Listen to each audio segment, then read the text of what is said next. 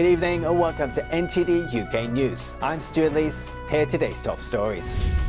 After 4 election defeats, we look at whether opposition leader Keir Starmer is likely to win back voters following yesterday's Labour Party speech.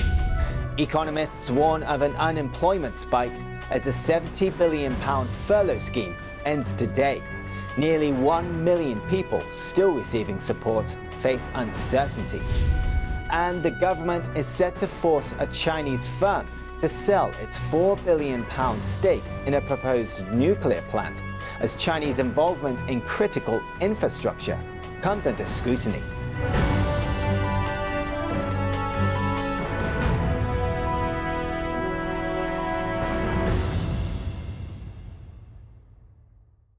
At his speech in Brighton this week, Labour leader Sir Keir Starmer drew a line under the hard-left Corbyn era.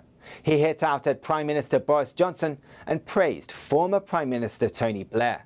But will he manage to win over former Labour voters? NTD's Jane Worrell speaks with polling expert Sir John Curtis. Labour's had 4 election defeats. Many Labour members hope that Sir Keir Starmer's speech at the party conference on Wednesday will lead to change. A lot of seats in Labour's so-called Red Wall, that's the traditional Labour strongholds across the Midlands, Northern England and North Wales, switched to Conservative in the last general election in December 2019. But now that Brexit's done, are those voters likely to switch back to Labour? The opinion polls consistently in the last 12-18 months have not found much evidence of the Labour Party recovering particularly more strongly amongst Leave voters than it is amongst the Main voters, or recovering particularly strongly in Red Wall seats. And the truth is, and this is part of Labour's problem and the source of its angst, Labour's electorate now is primarily a middle-class, metropolitan, socially liberal electorate full of university graduates. That's the reason why it's now become dominant in London, and London's become a one-party city. The trouble is that's not the electorate Labour Party thinks it ought to have. It wants to have a more working-class electorate. Winning back the Red Wall seats would be part of the jigsaw puzzle that it would have to put together. But the other bit would be to regain ground in Scotland. While Labour tries to appeal to the working class in the north, it will need to think of a different strategy to win over those in Scotland who voted to stay in the EU. Jane Worrell, NTD News, London. The furlough scheme comes to an end today after the government spent £70 billion supporting over 11 million workers. Economists warn of unemployment spikes as the support ends. Here's NTD's Natalia Nutting with the latest. The furlough scheme ends Thursday after supporting 11.5 million workers over the past 18 months. Chancellor Rishi Sunak says he is immensely proud of the £70 billion scheme, but now is the right time to close it. For Toolshop, a chain of hardware stores around London, the end of the subsidy means staff cuts. You know, we had 12 stores in 2018 and around 50 staff. So to have today, as we're standing, 3 stores and a fraction of the staff, it is sad, yeah. The store relies on commuters and tourists. Both are in short supply now. Edmiston says she doesn't know if they can go back to pre-COVID levels. If it's going to be part home and part in the office, that's going to have an effect on us drastically. We can see it now. According to the Office of National Statistics, almost 1 million workers are estimated to still receive support through the scheme. It's not just the ending of furlough that is a concern. And I think there's, add to that, there's financial concerns around potential changes to universal credit, what's going on in the energy market at the moment, and people are anxious about what that means for future bills and petrol costs and so on. As the furlough scheme comes to an end, economists expect a rise in unemployment and a flooded job market. Other countries, such as the US and Australia, saw unemployment spikes when financial support for workers came to an end. 53-year-old Diana Gaglio was an entertainment manager for a holiday company. She has been job hunting for nearly a year. I am worried. I mean, there seems to be quite a lot of temping stuff out there. So it does feel like there might be some work, but just in terms of long-term future, I am concerned about what I'm going to be doing. The government is launching a new £500 million scheme to help vulnerable households over winter. The Household Support Fund will be distributed by councils in England from October. The funds can be given out as small grants to meet daily needs such as food, clothing and utilities. Natalia Nutting, NTD News. A police officer who kidnapped, raped and murdered marketing executive Sarah Everard has been sentenced to life in prison on Thursday. The Old Bailey court heard that Wayne Couzens, a serving London officer who had guarded diplomatic premises, had used his position to stop Everard. Earlier, the head of London's Metropolitan Police said Couzens brought shame on the police force. Everard's murder in South London on the 3rd of March shocked the country, sparking protests demanding safer streets for women. The government is reportedly forcing a Chinese business to sell its stake in a nuclear power station as relations with Beijing cool off and Chinese involvement in critical infrastructure comes under scrutiny. NTD's Patrick Hayden has the details. China's CGN currently owns a 20% stake in a proposed nuclear plant in the UK called Sizewell C. Having China deeply involved with critical infrastructure is an ever-increasing security concern for the UK government. The Financial Times reports the government plans to force the sale of the Chinese stake. We should never have got ourselves into the deluded belief that the only way the UK could raise capital for its long-term economic and energy mix for the future was to turn to China. CGN is a US blacklisted company and is considered to have ties to the Chinese military. The UK government has been slower to recognise the security threat. Forcing the sale of the Chinese ownership will likely mean the government will own the stock, while a decision is made how to structure the company. But look, let's be clear, the IPO is just one of the many inventive ways we have of being able to raise capital in this country. As the global hub of international finance, we can, with some ease, find access to capital markets necessary to build these infrastructure projects. Armstrong says the UK should spread its investments across smaller nuclear plants so there is enough nuclear power to support renewable sources. But there are now more options on the table than ever before. The advent of small and medium-sized reactors offer the ability to create low-risk, spread out energy mix that can make a good local solid contribution without the need to resort to mega investment packages that have sent us into the arms of China. CGN's 20% stake in the £20 billion plant is worth $4 billion. Patrick Hayden, NTD News. A rare collection of Japanese artists Katsushika Hokusai is on display for the first time ever at the British Museum from today. More than 100 previously forgotten illustrations were discovered in a private collection. Here's NTD's Neil Woodrow with more on this. Japanese artist Katsushika Hokusai is most famous for his work The Great Wave. At the British Museum, a unique collection of his work can now be seen. It was made for an encyclopedia-style book called The Great Picture Book of Everything. But the book was never published, so the original drawings survived because they were not made into printing blocks and hence destroyed. Visitors to the museum have a rare chance to see the pen strokes direct from the hand of the master himself. Hokusai was one of the great innovators of Japanese art. He's considered a quote, popular artist, but he in fact was vastly curious about the world and styles of art and ways of presenting subjects in two dimensions. By his death, aged 90, he had over 3,000 colour prints, nearly 1,000 surviving paintings, several hundred illustrated books and hundreds of drawings to his name. The 103 illustrations by Hokusai in this collection are all of the same size and cover 3 broad topics: Buddhist India, ancient China and the natural world. In Bear Under a Waterfall, the falling torrent echoes the design of the Great Wave. But Haft has his own personal highlight of the exhibition. This illustration tells the story of how Taoist priest Zhao Zheng heard 2 pilgrims lamenting that they would never see the mythical palace in the moon. So he used his powers to make a ladder from clouds and climbed up to pluck the moon from the sky and bring it down to earth for them to see. There is something about sort of sharing great powers for the benefit of ordinary people, which resonates with Hokusai, who was a fantastic artist, could do anything, and yet he worked in a medium that was available to everyone. He published his work in ways that were drawing manuals, and he shared what he knew throughout his life, even into his last years.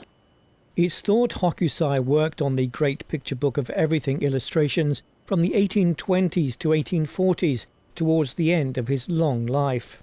He had been, on the whole, moving away from books and illustrations. So there must have been something about this project that captured his imagination, that he pursued it over a long period of time. He is in his last years, and he is applying his great skill into the handling of the brush, and some of the detail in these drawings is astonishing. Hokusai's depictions of dragons and mystical spirits show his vivid imagination, but his imagination stretched even further than that.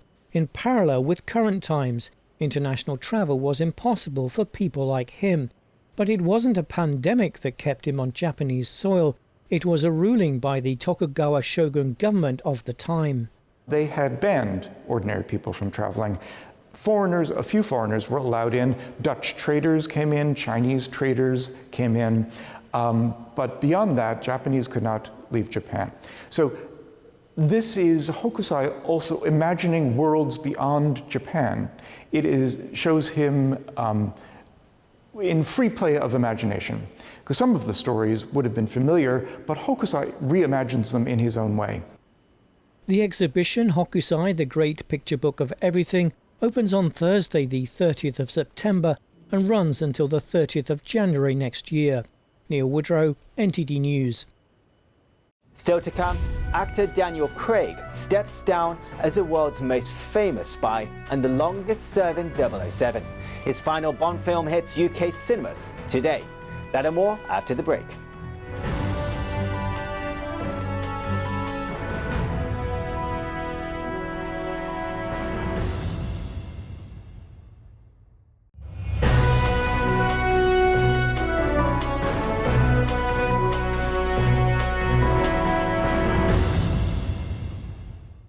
"60 African migrants landed in Italy on Wednesday after their boat was rescued by a charity. Tens of thousands of migrants have already arrived in the country this year. NTD's Joanne Robson has the story. A search and rescue vessel disembarks dozens of African migrants in Italy on Wednesday. The charity operating the vessel says migrants were rescued in the Mediterranean Sea off Libya. On September 10th, the GEO Barents departed the port of Augusta for the search and rescue zone. On September 20th, GEO Barents conducted 2 consecutive rescues of overcrowded and unseaworthy boats. Finally, yesterday afternoon, we arrived to the port of Augusta. The GEO Barents is a rescue vessel operated by Doctors Without Borders, known by its French initials, MSF. The organisation says there were 60 African migrants on board. Migrants say they are relieved when DEC announces Italy has granted the vessel a port of safety. We are really happy and comfortable for that. Thanks for everything that you've done for us. I don't have the words to thank you. I am truly thankful. After the vessel arrives in Augusta, the Italian authority gives the migrants rapid COVID-19 testing. All test negative. The most vulnerable are taken for a 10-day quarantine in centres at the port, while the rest will spend their quarantine aboard a Red Cross vessel. Earlier this week, a boat carrying nearly 700 migrants arrived at an Italian island port. the single biggest arrival of migrants in Italy in years. According to news site Info Migrants, the number of migrants arriving in Italy from Tunisia and Libya has doubled in the first 8 months of this year compared to 2020. In August alone, more than 10,000 people arrived. Joanne Robson, NTD News. An increasing number of migrants have been attempting to cross into Europe through Albania. Despite strengthened patrols, the border between Greece and Albania is becoming the main way into the heartland of Europe. NTD's Kos Temenes brings us more on this. Many migrants, mostly from the Middle East, have been making their way through Albania to enter Europe. They wait to make their crossing attempt alone or with the paid help of smugglers. I want to go to Albania. After Albania, Kosovo, Bosnia and Herzegovina, Italy, because me like work in Italy. Migrants or refugees who don't want to stay in Greece have several options. All illegal. Stow away on a ferry or buy a berth on a smuggling boat to Italy, use fake papers to catch a flight, or walk through Bulgaria, North Macedonia or Albania. With Bulgaria being seen as too dangerous and North Macedonia increasingly well guarded, large numbers are opting for Albania. Michalis Drasias grazes his sheep on the Greek side of the border. He sees groups heading into Albania every day. The migrants are families, some are alone, but there are also families with children, with wives. They have been camping here. They have stayed for a long time here at the border, almost the whole summer, at least since May. They are trying to cross into Albania. Some are returned back, others succeed in crossing. They communicate with each other. The ones who cross have phones and inform the people they left behind. We passed, come. Patrols are strengthened by officers from the European Union's Frontex border agency. Mohammed Noor Mahmoud al-Damat from Syria has been turned back 6 times in 7 days. I want to go. I have problem in my leg. Look. I can't walk, but slow. This sniper in my city, Dara. Police data show Albania has seen a rise in arrests for illegal entry this year, whilst North Macedonia reports a decline. Kos Temenes, NTD News. Meanwhile, one French presidential candidate says she aims to drastically reduce immigration in the country through a national referendum if she is elected next spring. But today, taking into account the number of illegal migrants in our territory, taking into account the number of the problems that are the direct consequences of this massive immigration into our country, the ghettoization, the communitarianism, the challenges to the laws of the Republic within a certain number of neighbourhoods, the obvious and very heavy consequences in terms of safety, these oblige us to put into effect a plan to drastically reduce immigration. Marine Le Pen's press briefing took place as France announced it will reduce the number of visas issued to people in North Africa because governments there are refusing to take back migrants expelled from France. Starting in a few weeks, the French government plans to slash the number of visas given to Algerians and Moroccans by half and Tunisians by 30%. Le Pen gave qualified backing to the visa reduction and suggested that President Emmanuel Macron's government had waited too long before acting. Le Pen was Macron's main rival in the 2017 election, but was overwhelmingly beaten in the runoff. She is seen as Macron's principal opponent if she runs again. A Paris court on Thursday sentenced former French President Nicolas Sarkozy to a year of house arrest for illegal campaign financing. Sarkozy was accused of having spent almost twice the maximum legal amount of £19 million on the 2012 re-election bid that he lost to socialist François Hollande. During the trial in May and June, he had denied wrongdoing. His lawyer said Sarkozy will appeal the decision, which suspends the sentence. Thursday's verdict comes after he was found guilty in March of corruption and influence peddling in another case. A court sentenced him to 1 year in prison and 2 years suspended in that case, but he is free pending appeal. Sarkozy was France's president from 2007 to 2012, and he retains influence among conservatives. YouTube is adopting a new policy, expanding its ban on videos and accounts that are critical of vaccines.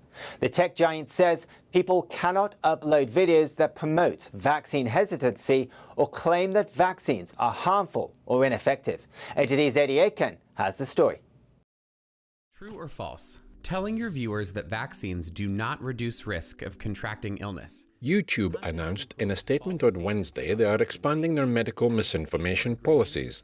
They don't allow videos that claim vaccines cause chronic side effects, do not reduce disease transmission, or contain substances not on the ingredient list. Here are some examples. We don't allow claims that vaccines cause autism, are part of a depopulation agenda, cause chronic health effects such as infertility or cancer, do not reduce the risk of contracting illness, contain substances that are not on the vaccine ingredient list, such as biological matter from fetuses, contain substances such as microchips meant to track or identify those who've received them, or claims that vaccines alter a person's genetic makeup.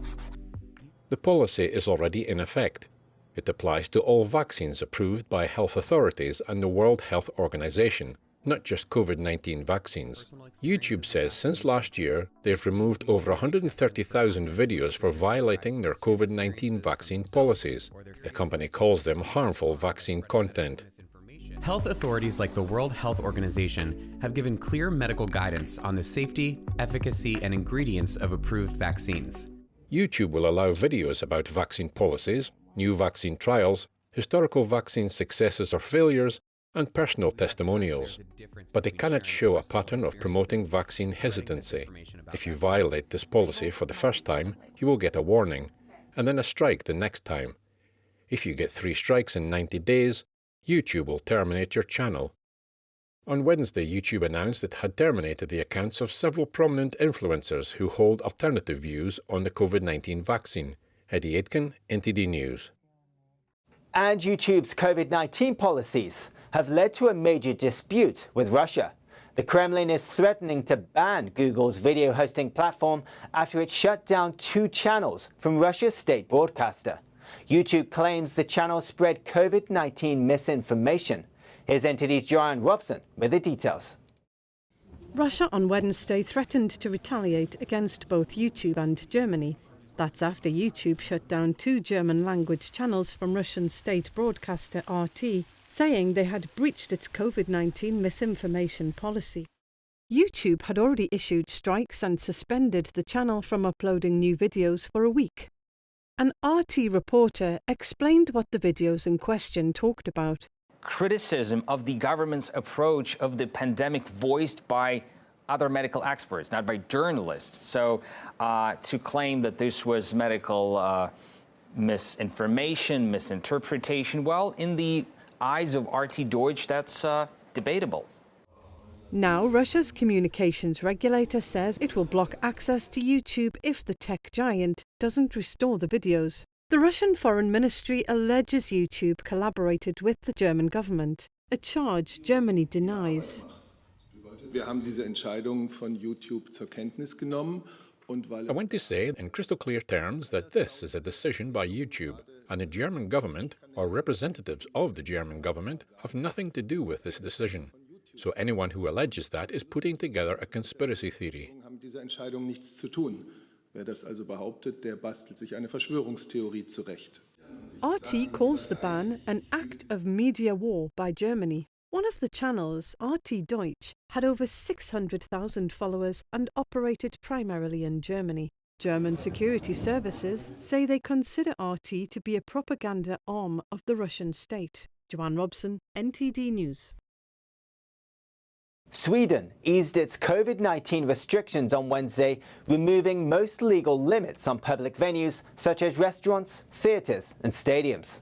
For unvaccinated adults, though, authorities still recommend keeping a distance from vulnerable groups and avoiding crowded venues. Sweden has shunned hard lockdowns throughout the pandemic and relied heavily on voluntary recommendations regarding issues such as social distancing and hygiene. It meant schools, restaurants and shops largely stayed open. However, public gatherings such as concerts, sporting events and venues such as bars and restaurants had operated under tight crowd limits.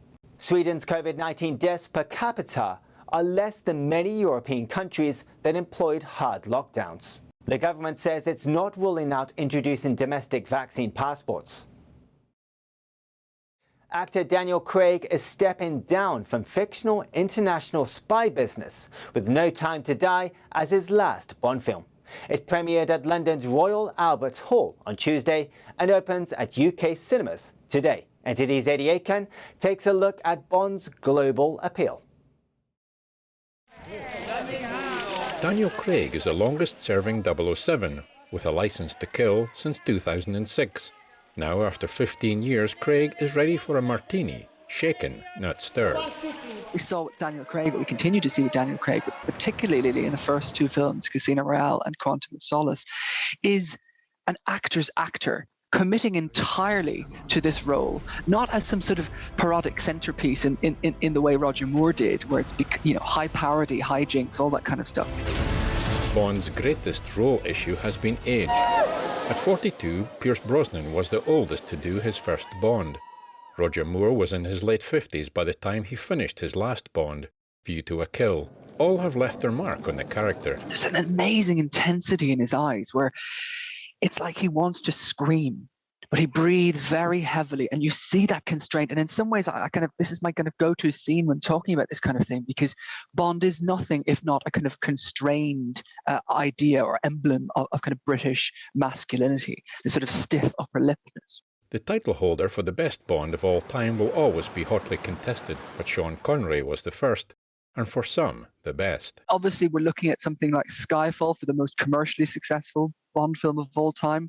But I'd have to say, in terms of sheer Bond mania, in terms of the sheer impact of it as a kind of cultural icon, it must be the middle films of the Connery era. Goldfinger, From Russia with Love, Thunderball.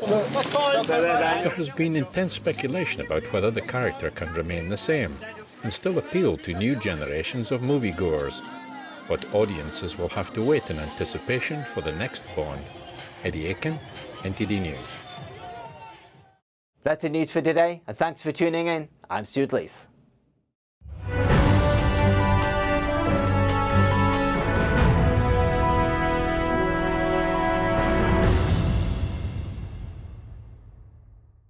Thank you for watching our daily news show on YouTube. You can also watch our other programming on channel 190 on Sky TV or on Freeview via channel box on channel 271.